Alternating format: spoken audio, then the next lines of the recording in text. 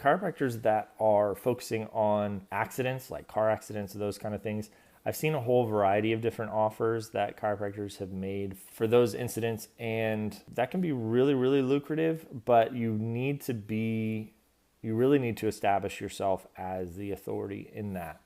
And you need to have some kind of way to educate your patients in knowing what that is going to look like. So if you're targeting people that are in car accidents, you're trying to get new patients that have been in a car accident, that is something where the education and expectations are super, super important.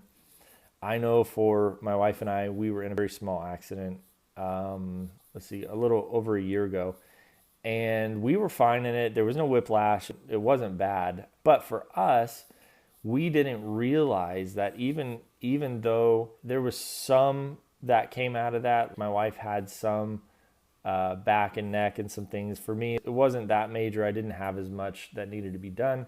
Still, our chiropractor was able to educate us and tell us, we weren't even going to say anything to him that we were in a car accident, because it was one of those things of like, we just kind of were dealing with it ourselves. And then he was like, no, you can actually get paid for this. You can actually get reimbursed for this. And so he shared insurance knowledge with us on how we could work with our insurance company, what not to say, how to actually not get taken advantage of by the insurance companies. And that's one thing that happens all the time, because they're trying to pay the least amount that they can. And so for him, he was able to get a win out of that, because we were able to go, I think we went sometimes upwards of twice a week for like 4 or 5 months.